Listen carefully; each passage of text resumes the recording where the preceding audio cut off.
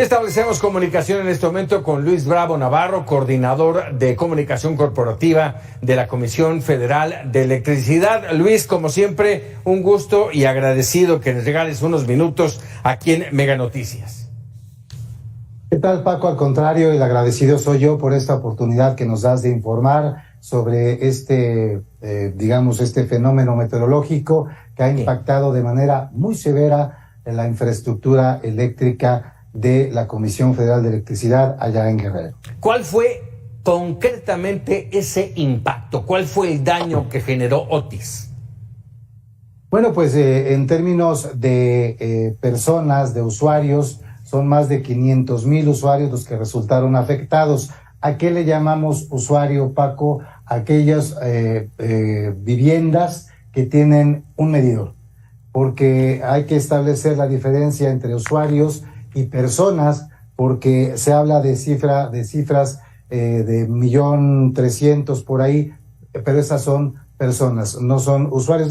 Finalmente son usuarios del servicio eléctrico, pero sí es importante establecer esa diferencia porque ha habido ciertas confusiones en ese sentido. Hablando de viviendas, hablando de un establecimiento o una casa que tiene el medidor, son más de 500,000, 513,000 para ser exactos, y se ha logrado restablecer a 230,000 usuarios, casas, viviendas, etcétera, y esto representa el 40% hasta el día de ayer.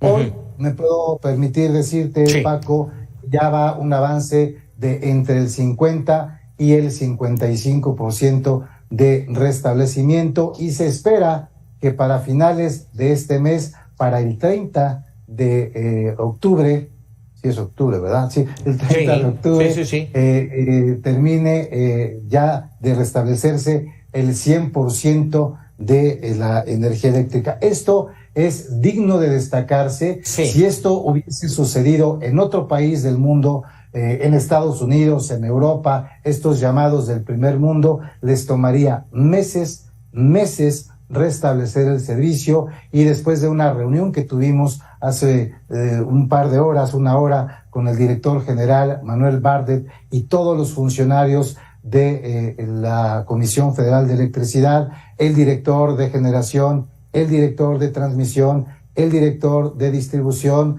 de suministro básico, de planeación estratégica, todos estuvimos reunidos, y después de un análisis y un consenso que se hizo, un censo, quiero decir, de las cuestiones afectadas, se puede prever que en unos cuantos días más, el próximo lunes, quedará restablecido al 100%. Y es que no se presentan algunas otras condiciones adversas. Esperemos que eso no sea el caso, Luis. Déjame preguntarte, ¿cómo fue el proceso de reparación de las fallas de la Comisión Federal de Electricidad? ¿Qué zonas fueron las que se privilegiaron? Yo te puedo decir ahorita, lo comentamos hace un momento con nuestro corresponsal, nuestro enviado especial allá en Guerrero, nos decía, a ver, en la zona de la costera, Miguel Alemán, no hay luz en los hoteles, nos decía hace un momento incluso algunos de los gerentes hoteleros. Y en la zona de Renacimiento igual, no hay luz. Bueno, hay que considerar que el huracán Otis impacta de manera contundente directamente en el centro del puerto de Acapulco, y evidentemente genera daños mayúsculos a la infraestructura, a los hoteles, a los edificios, a las casas, a los comercios.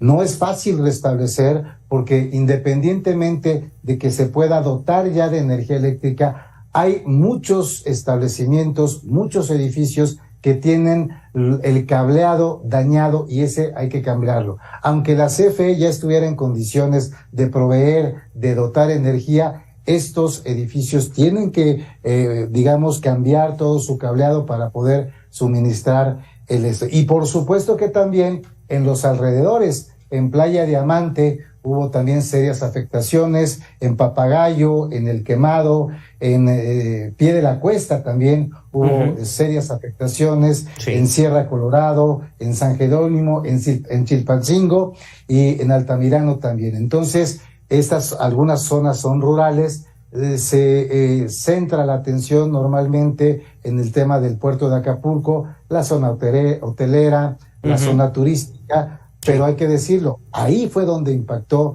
de manera principal el huracán y desde luego también en estas zonas que se están restableciendo poco a poco. Déjame preguntarte un tema importante. A todos nos interesa, bueno, en este momento a la comunidad acapulqueña le interesa tener luz, pero también le preocupa el tema de la cobranza. ¿Cómo están dimensionando esta situación? Recordemos, no hay luz, no hay cajeros, no hay dinero, la gente está sufriendo una situación de emergencia. ¿Qué va a pasar con la cobranza? No, pues la cobranza no se verá afectada. Los gastos que se están erogando en este momento por parte de la Comisión Federal de Electricidad de ninguna manera van a verse reflejados o van a impactar en el recibo de los hogares de la gente de Guerrero. Por eso precisamente la CFE rescata su vocación social y parte de esa vocación social es precisamente absorber todos esos gastos, todos esos costos y no impactarlos en el recibo de la gente. ¿El recibo normal se va a cobrar normal? Esa era tal vez la pregunta más puntual. Bueno, acuérdate que el recibo simplemente va en función y es directamente proporcional al consumo. Si no hay consumo, porque no hay, por razones diversas, no hay energía o hay menor consumo o no hay ningún consumo, pues evidentemente no se va a cobrar lo que no se consume. Los retrasos en el pago, por esto que te decía, no hay dinero, no hay cajeros, no hay luz. ¿Habrá, un periodo perentorio?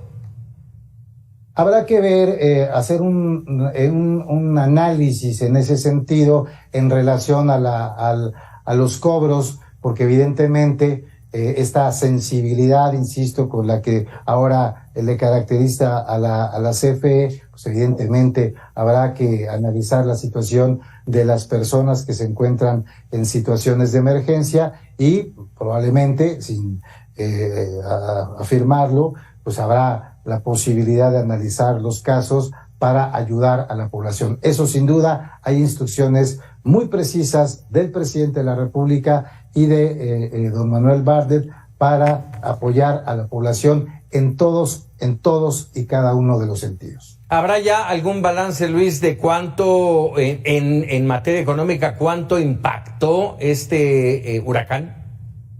No, todavía no.